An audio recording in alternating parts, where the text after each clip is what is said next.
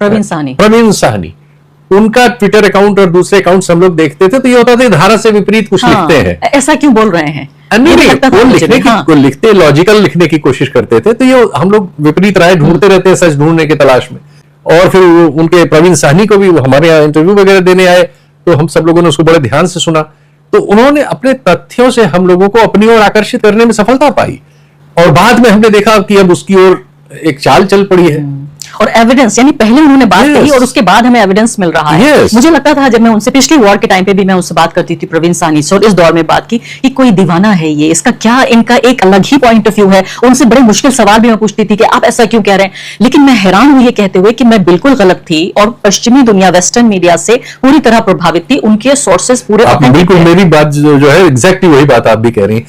हम बच्चों को हमने मुस्लिम और नॉन मुस्लिम में बांट के सोचना या वो सब शुरू कर दिया है, तो हमारी जो प्रतिक्रियाएं हैं वो नॉर्मल नहीं है, वो ह्यूमन है ही नहीं, वो या तो नफरत से भरी हुई है या झूठी सूचनाओं से भरी हुई है। अब मैं आ जाती हूँ जो चेंजिंग वर्ल्ड ऑर्डर है उसमें पाकिस्तान क्या कर रहा है, भारत क्या कर रहा है, और इस बदलती हुई दुनिया में, और इतनी तेजी से बदलती दुनिया में जो दशकों में, सालों में नहीं, हफ्तों में बदल रही है शीतल जी, और ये सबको सरप्राइज कर रही है। और फिर से मैं सलाम करना चाहती हूँ प्रवीण साहनी जी को, जब वो ये बात भी कह रहे थे मुझे लगता था कि ये दीवाना कोई बरगला रहा है, क्या बोल रहा है, और उसी दीवाने की बात एक एक सच हो रही है। तो सबसे पहले तो मुझे बताइए कि क्या आप ये बदलता हुआ वर्ल्ड ऑर्डर देख रहे हैं, जहां एक ऐसा देश जो 50 साल से सैंक्शंस के तले दबा हुआ है, जिसका ग्लोबल इकोनॉमी से पूरा डिस्कनेक्ट है, एक ऐसा देश दुनिया की सबसे बड़ी पावर को न सिर्फ चैलेंज करता है, बल्कि मुझे कहते में बिल्कुल झिझक नहीं हो रही है कि उसको हरा दिया है, डिफीट कर दिया है। आप बदलते हुए देख रहे हैं वर्ल्ड ऑर्डर, एक ऐसा देश जिसको हम पूरी दुनिया में आतंकवाद के मुद्दे पर साइड लाइन करना चाहते थे, हाशिए पर फेंकना चाहते थे। हमने बड़ी मेहनत की इसको लेकर, ये पूरा वाकया, इसको 1 साल गुजर चुका है पहलगाम से शुरू होकर, और फिर ऑपरेशन सिंदूर, और उसके बाद अब ये लम्हा आया है। इसी बीच नरेंद्र मोदी जी, जिसने, मैं कहूँगी जिनके दौर में ही एक ऐतिहासिक गलती, अगर वो मानेंगे कभी, तो ये हुई कि वो इजराइल चले गए। तो अब इस पूरे मामले पर अगर वाकई पाकिस्तान ये सुलह करा पाता है, ये सीज फायर हो पाती है, तो उसका जो पूरी दुनिया में है स्टेटस वो क्या होगा, और भारत जो उससे कई गुना, 5-6 गुना बड़ा देश है, बड़ी इकोनॉमी है, तो क्या इस बदलते हुए वर्ल्ड ऑर्डर में जो ईरान जंग की वजह से जिस तरह से डिफाइन हो रहा है पूरी दुनिया की जो तरतीब है, उसमें अपनी जगह हम कहाँ देखते हैं? क्या पाकिस्तान के बरक्स हमें अपनी जगह देखनी चाहिए या बाकी पूरी दुनिया के बरक्स देखनी चाहिए? तो ये बताइए शीतल जी कि इस पूरी ईरान जंग पे मैं आपको लेकर आती हूँ। पिछले 50-60 दिनों में जो भी कुछ हुआ, इसका जो भी एक आखिर में रिजल्ट, तो देखिए जो कितना भी लंबा हो वो आखिर में तो शांति पे ही खत्म होता है। इस पूरे युद्ध को और युद्ध के कवरेज को भारत में टीवी, यूट्यूब के स्पेस में आप कैसे देख रहे हैं? देखिए, भारत में कोई भी बात हो, हमारा जो सामाजिक विमर्श लेड बाय हमारे मीडिया के जो हो गया है, वो मुसलमान और पाकिस्तान पर केंद्रित होता है, क्योंकि हमने एक परमानेंट विलेन बना लिया है आज के समाज को में राजनीति करने के लिए, और जो कि राजनीति इंजन होती है तो फिर वो सारी चीज़ों को या तो नष्ट करती है या उसको आगे ले जाती है। तो ये हमने एक फैसला कर लिया है, हम इस पे चल रहे हैं काफ़ी दिनों से। अब हम जैसे बहुत सारे आलोचक उसको कहते हैं कि हम एक गलत रास्ते पे जा रहे हैं, एक्सीडेंट करेंगे और अराजकता में डूब जाएंगे। जो उसके समर्थक हैं उनको लगता है कि नहीं, यही रास्ता है और इसी से वो तरक्की करेंगे। हमें तो नहीं लगता कि हम जहाँ और जिस राह पे चल रहे हैं, जो पाकिस्तान बैशिंग और मुसलमान को टारगेट करने का है, ये हमें कहीं लेके पहुंचेगा। लेकिन शीतल जी, यहाँ एक बात समझ में नहीं आती, फिलिस्तीन पर जब 2 साल तक नरसंहार हुआ तो हमने देखा कि फिलिस्तीन को डिमोनाइज किया गया, उन मरते कटते लोगों पर जिस तरह का कवरेज हुआ बहुत हैरान कर देने वाला था, न सिर्फ कि हमारी हिंदुस्तानियत बल्कि हमारी इंसानियत पे भी सवाल पैदा करने वाला था। लेकिन ये केस ईरान के मामले में नहीं है, ईरान की तारीफें हो रही हैं, ईरान के कसीदे गढ़े जा रहे हैं, ये बदलाव क्यों देख रहे हैं? अगर मुस्लिम ही फैक्टर है तो ये क्यों है ये बदलाव? शुरुआत वैसे नहीं हुई थी, शुरुआत ईरान के साथ भी वैसे ही हुई थी। उसमें हुआ यह है कि इधर उनकी नीतियों से बहुत सारे राइट विंग के बड़े बड़े नाम असहमत होना शुरू हो गए। ये यही नहीं है, दुनिया भर में हो रहा है। हंगरी में देखिए परिवर्तन हुआ, और अमेरिका में ट्रंप के मामले में उनके प्रशासन के बहुत सारे लोग, उनके समाज के बहुत सारे लोग, या मीडिया में बहुत अच्छे चेहरे हैं, सब एक तरफा उनकी फॉली को उंगली मतलब बता रहे हैं, उंगली रख के कि ये गलत है। हमारे यहाँ ये काम भी हमारे यहाँ भी शुरू हुआ है। आप जनरल बख्शी को आजकल देखें, आप उनको देखें, क्या ना वो रंगनाथन आजकल बहुत सारी चीजों के बड़े भयानक आलोचक हैं, बहुत सारी चीजों के अभी वो समर्थक हैं। लेकिन जैसे नोटबंदी है, नोटबंदी पे अभी मुझे किसी ने वीडियो भेजा, मैं आपके यहाँ आते समय देख रहा था कार में, तो मैं उसको 3 बार मैंने देखा कि इसमें AI वगैरह तो नहीं है। जो आर्थिक असफलताएं हैं अब वो इतनी बड़ी हो रही हैं कि आप उनको छुपा नहीं सकते। पहले तो आपने आंकड़ों में बाजीगरी की, झूठ बोला, मीडिया से झूठ बुलवाया और बहुत सारी चीजें की, लेकिन अब वो इतने बड़े आंकड़े होते जा रहे हैं कि आप उसे अब ढक नहीं सकते। अब वो एकदम फट रहे हैं।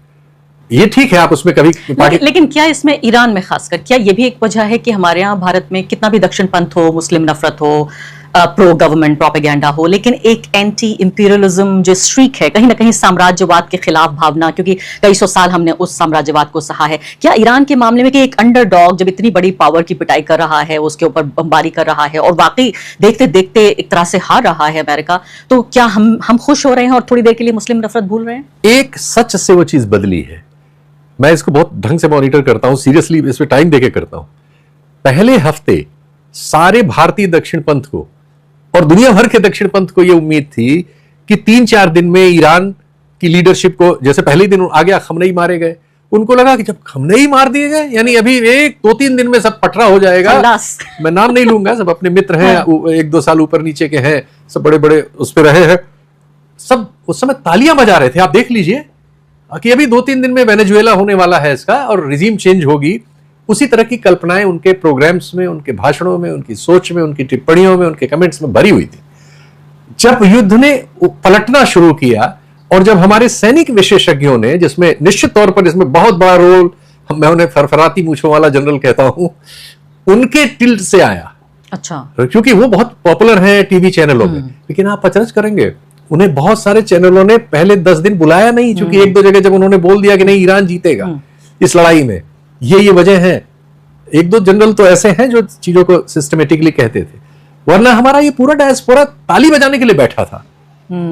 फिर उसकी समस्या हुई कि उसको 6 महीने से ये भी अच्छा नहीं लग रहा है कि ट्रंप जो मोदी साहब के बारे में कर रहे हैं। तो ये बात बताइए, ये वो वजह थी कि चूंकि ट्रंप साहब को भी वो नापसंद करने लगा, हिम्मत नहीं उसकी हो रही थी, क्योंकि उसके लीडर की हिम्मत नहीं हो रही थी, तो वो कंफ्यूजन में था। लेकिन चाहता वो था कि ट्रंप जीते, इजराइल जीते। देखा नहीं आपने, एक वो है, पता नहीं अपने को मेजर कर्नल कुछ कहता है, 5-6 साल उसकी नौकरी थी, लेकिन टेलीविजन चैनलों में बड़ा हीरो है हमारी। हाँ, हमारी तमाम विदेश नीति पर ऊट पटांग बातें करता रहता है, जिसको सरकार भी इंडोर्स नहीं करती, लेकिन सरकार उसको यूज करती है।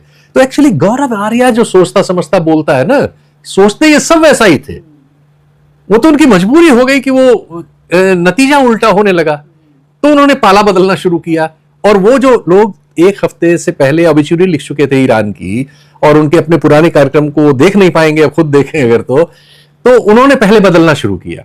ये बदलते भी बड़ी तेज है, हर सीजन में होता है।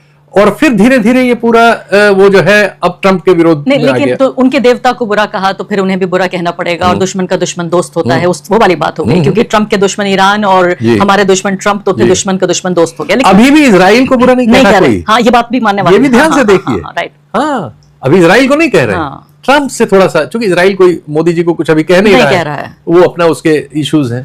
तो शीतल जी, अब मुझे बताइए, क्या आप हैरान नहीं हुए? क्योंकि मैं तो अपने बारे में कहूंगी ईमानदारी से कि छोटा देश नहीं है ईरान, एक मंझला सा देश है, एक मिड साइज कंट्री है, और ईरान के बारे में तो कुछ पता ही नहीं चलता, क्योंकि उनकी मीडिया भी बहुत ज्यादा आजाद नहीं है, दूसरे अंग्रेजी मीडिया नहीं है, हमें पढ़ने को नहीं मिलता, फारसी में लिखते हैं वहां पर लोग। मैं तो बहुत हैरान थी, मुझे लगता था 2-4-6 दिन ना सही तो हफ्ते 2 हफ्ते में बात निपट जाएगी।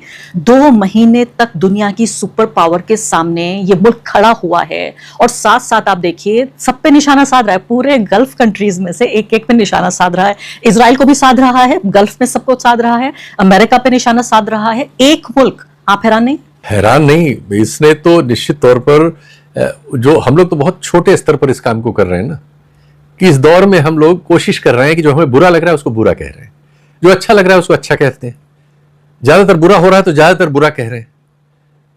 इतने पर ही हम दंडित हैं एक लेवल पे। जो जहां जिस तरह का दंड इस दौर में दिया जा सकता है, उस तरह के हिस्से हमारे उसमें आ रहे हैं। तो ऐसे में आप जब देखते हैं कि एक देश जिसकी इकोनॉमी जो है शायद सैकड़ों गुना कम होगी अमेरिका से, इवन इजराइल से, और जिसके बारे में हमने, चूंकि पश्चिमी, हमारी तो जानकारी के स्रोत तो वाया पश्चिम ही हैं सारे के सारे, तो वो कोई बहुत बातें ऐसी नहीं देते थे। वहां से हम वही जानते थे जो महिलाओं के आंदोलन थे, सिर पे स्कार्फ वगैरह को लेके होते थे, किसी को फांसी वांसी दी, वो सब चीजें हमारे पास भी नकारात्मक चीजों का भंडार था। और उसमें से हम कुछ किरणें ये होती थी कि भाई चलो कुछ खुददार तो है, अपनी अपनी इंडिपेंडेंट उसकी राय है, ये जरूरी है। एक बार 12 दिन का जून में वार हुआ, उससे पहले भी युद्ध की बातें ईरान पर लगातार हो रही थी, ये होगा वो होगा, ये करेगा वो करेगा। तो उस समय हमारे यहाँ एक ग्रुप है जिसमें एक पुराने रिटायर्ड आर्मी के सज्जन हैं, वो एक आर्मी की मैगजीन निकालते हैं और उसमें गजाला वहाब काम करती हैं, फोर्स मैगजीन।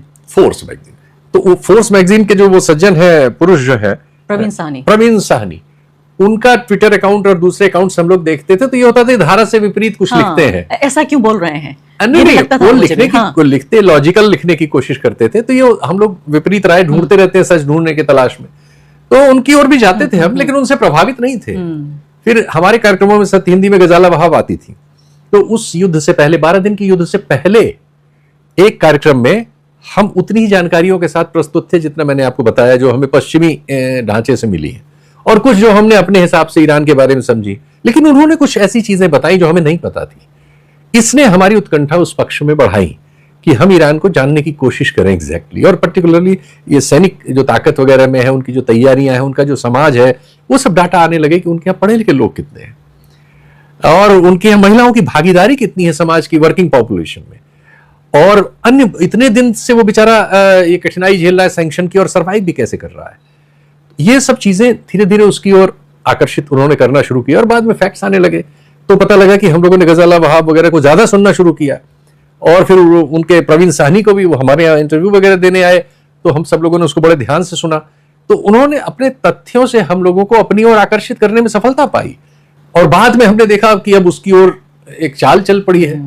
और एविडेंस, यानी पहले उन्होंने बात कही और उसके बाद हमें एविडेंस मिल रहा है। मुझे लगता था जब मैं उनसे पिछली वॉर के टाइम पे भी मैं उनसे बात करती थी, प्रवीण साहनी से, और इस दौर में बात की कि कोई दीवाना है ये, इसका क्या, इनका एक अलग ही पॉइंट ऑफ व्यू है। उनसे बड़े मुश्किल सवाल भी मैं पूछती थी कि आप ऐसा क्यों कह रहे हैं, लेकिन मैं हैरान हुई ये कहते हुए कि मैं बिल्कुल गलत थी, और पश्चिमी दुनिया, वेस्टर्न मीडिया से पूरी तरह प्रभावित थी, उनके सोर्सेस पूरे बिल्कुल मेरी बात जो है एग्जैक्टली वही बात आप भी कह रही हैं। ये तो देखिए हम लोग पढ़ते तो हैं इसको, लेकिन हम चाहे या न चाहे हमको शिकार तो इंफॉर्मेशन के सोर्स करते हैं, वो जहां से होते हैं। हमें कई बार लगता है हमारी राय, वो हमारी तो कहां होती है। तो आप ये कह रहे हैं कि ये खबरें हमारी परवरिश कर रही हैं कि ईरान को हम कैसे देखेंगे। जैसे ईरान को हम देखेंगे कि भाई वहां मुल्ला राज है, महिलाओं पर अत्याचार होता है, ह्यूमन राइट्स वायलेशन होता है, माइनॉरिटीज को सप्रेस किया जाता है, और वहां लोकतंत्र नहीं है। इन 5 चीजों पर नहीं, फिलिस्तीन में बच्चों के मारे जाने पर हमें कोई प्रतिक्रिया नहीं होती। हम बच्चों को हमने मुस्लिम और नॉन मुस्लिम में बांट के सोचना या वो सब शुरू कर दिया है, तो हमारी जो प्रतिक्रियाएं हैं वो नॉर्मल नहीं है, वो ह्यूमन है ही नहीं, वो या तो नफरत से भरी हुई है या झूठी सूचनाओं से भरी हुई है। अब मैं आ जाती हूँ जो चेंजिंग वर्ल्ड ऑर्डर है उसमें, पाकिस्तान क्या कर रहा है, भारत क्या कर रहा है, और इस बदलती हुई दुनिया में, और इतनी तेजी से बदलती दुनिया में जो दशकों में, सालों में नहीं, हफ्तों में बदल रही है शीतल जी, और ये सबको सरप्राइज कर रही है। और फिर से मैं सलाम करना चाहती हूँ प्रवीण साहनी जी को। जब वो ये बातें कह रहे थे, मुझे लगता था कि ये दीवाना कोई बरगला रहा है, क्या बोल रहा है, और उसी दीवाने की बात एक एक सच हो रही है। तो सबसे पहले तो मुझे बताइए कि क्या आप ये बदलता हुआ वर्ल्ड ऑर्डर देख रहे हैं, जहां एक ऐसा देश जो 50 साल से सैंक्शंस के तले दबा हुआ है, जिसका ग्लोबल इकोनॉमी से पूरा डिस्कनेक्ट है, एक ऐसा देश दुनिया की सबसे बड़ी पावर को न सिर्फ के चैलेंज करता है, बल्कि मुझे कहते में बिल्कुल झिझक नहीं हो रही है कि उसको हरा दिया है, डिफीट कर दिया है। आप बदलते हुए देख रहे हैं वर्ल्ड ऑर्डर? नहीं, एक्चुअली ऑर्डर बदल रहा था, हमने उसको स्वीकार करना ईरान की वजह से शुरू किया है। अच्छा, ये श्रेय उसको है। एक जमाने में ये जो G7 के देश हैं, ये जमाना बहुत पुराना नहीं है, 15 साल पहले की बात है। G7 के देश दुनिया में 42% व्यापार पर नियंत्रण इनका था, आज 40% पे ब्रिक्स का नियंत्रण है, और G7 28 पे ऑलरेडी आ चुके हैं।